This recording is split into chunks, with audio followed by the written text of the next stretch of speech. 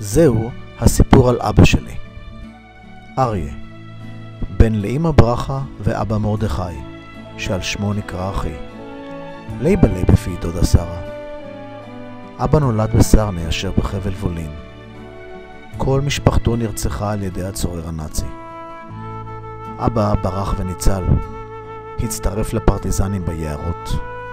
ובגיל 18 העפיל ארצה, הישר למלחמת הקוממיות. בארץ קיבלו את פניו של אבא, דודה שרה ודוד יהושע, שהגיעו ארצה מוקדם לפני פרוץ המלחמה. אבא פותח במסורת ארוכת שנים של חיילות חי"ר, ומצטרף לגבעתי, גדוד 51, שהמשכו בחטיבת גולני, בה שירתנו מודי, גדוד 51, ואני, גדוד 12.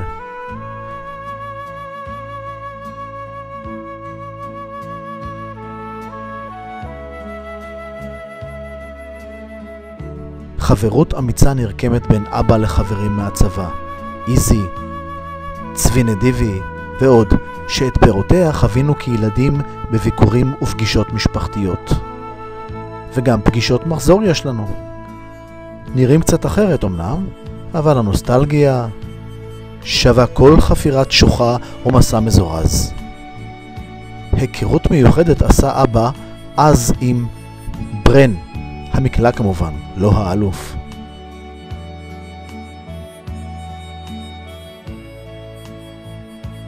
הנה לפניכם במלוא הדרו דור תש"ח, והפעם בצבע.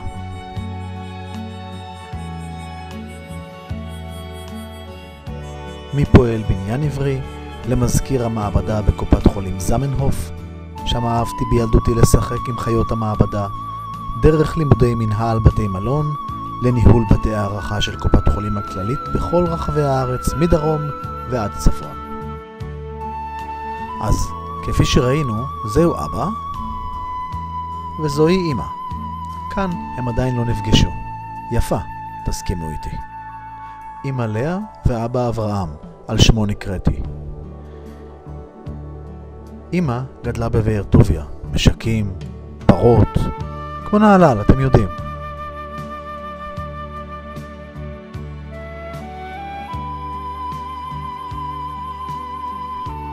אז אוטוטו הם נפגשים. הנה, אמרתי לכם. בתמונות הבאות תחזינה עיניכם בתוצאות המופלאות של מפגש זה. אחי ואני כמובן.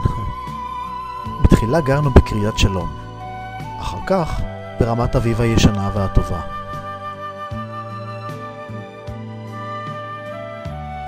באמצע אהרון, חבר הילדות שלי.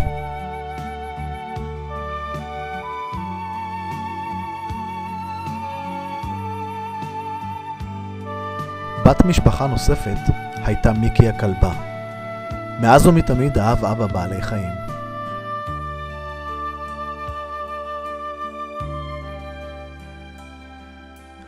סבתא לאה, הסבתא היחידה שהכרתי, גרה איתנו.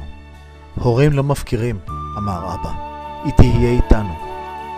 המעגל המשפחתי הקרוב הייתה משפחתו של איימק, אח של סבתא, והמשפחה מצד אבא, הקצמני מתל אביב, הקרני מקיבוץ חצור, והלוויני מרמת אביב, רמת השרון ותימורים.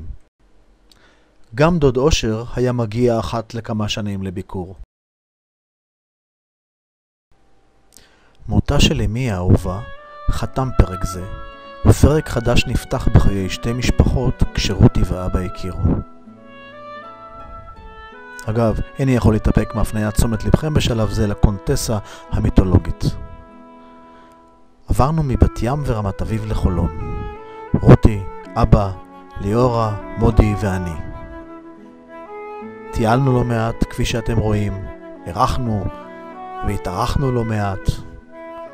אני חושב שעשינו חיים די משוגעים.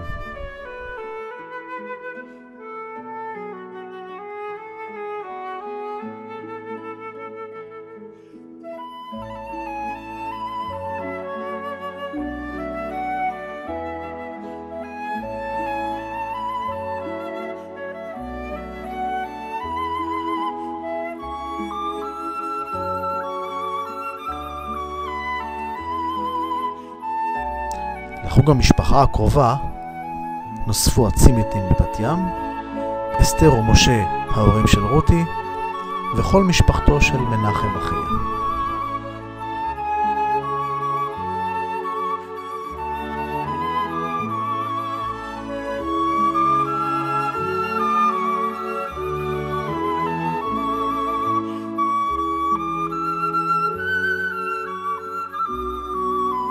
ליאורה, אחי ואני. ילדים זה אנחנו, דור הביניים.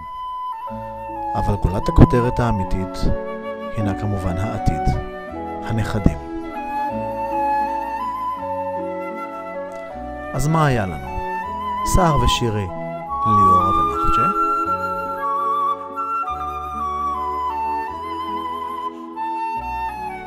וגם נופר.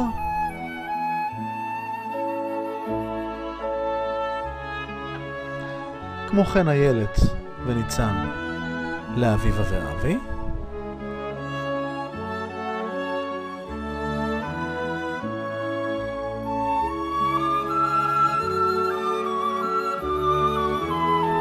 אחד אביב ואחת שיר לדינה ומודי.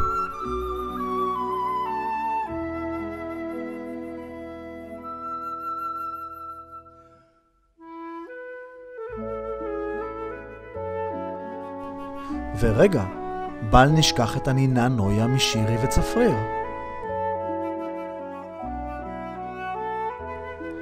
וגם נני אחד שחור משחור ללקי הכלבה הצהבהבה.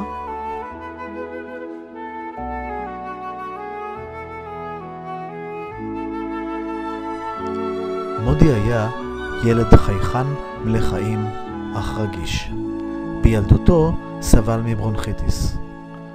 כל חיינו גרנו שנינו בחדר אחד, מיטה מול מיטה. בקטנותנו, גם אחרי שקבע האור, המשכנו לשחק אל תוך הלילה. מודי שירת כחובש בגולני. אחר כך התחתן עם דינה, ונולדו שיר ואביב. מה מאוד כואב לי שאיננו עימנו יותר היום.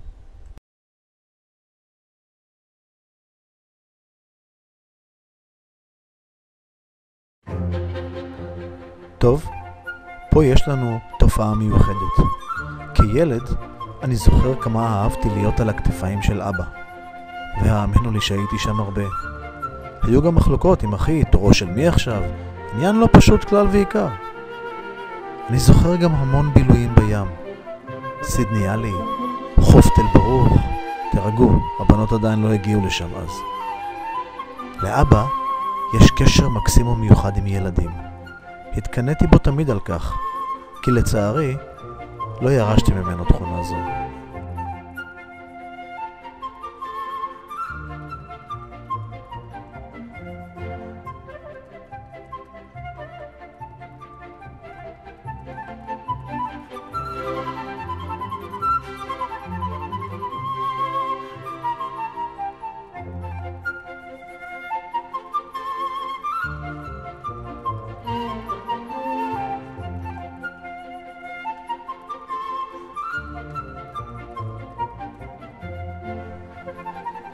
ב-1995, לפני כ-11 שנה, החליטו רותי ואבא להתקרב לילדים, וחיפשו בית בצפון הארץ.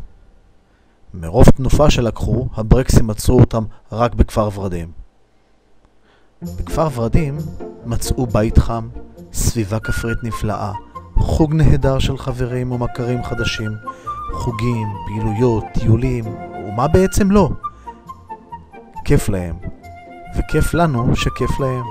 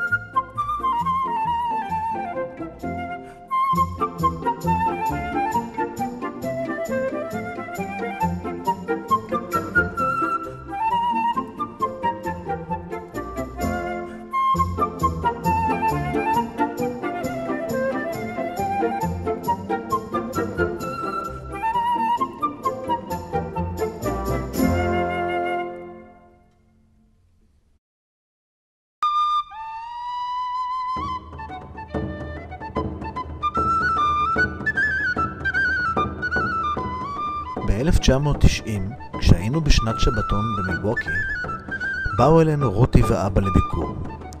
זאת במסגרת טיול חובק יבשות, הגרנד טור שלהם, שהיה גם יציאתם הראשונה לחו"ל.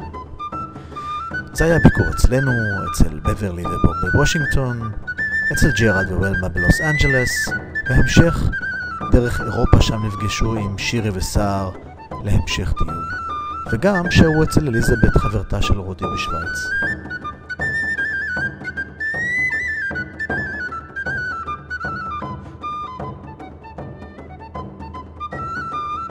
מאז ומתמיד היו לאבא זוג ידיים טובות שאהבו ליצור. המון כלים בארון ומחסן מלא בג'אנק, והרי לכם איש עבודה ויצירה ששולח ידו בקלה ובעדינה ולא אוספה מהגסה והמפרכת. ציורים, פסלים, חומת אבן לחצר, you name it. ציפור הפלמנגו הענקית שבנה בחצר הבית היוותה בעיה הנדסית לא פשוטה לכל מהנדס קונסטרוקציות. אצל אבא אין גבול לדמיון, הוא לוקח אותו הכי רחוק שאפשר ליישם, וגם כשלא, לא רפות ידיו. בשנה האחרונה עסק בפעילות תרבותית של החייאת היידיש, תרגום, הוראה וקיום ערב שירה וחידוד. Ich hab doch alles mehr verhint. Schön,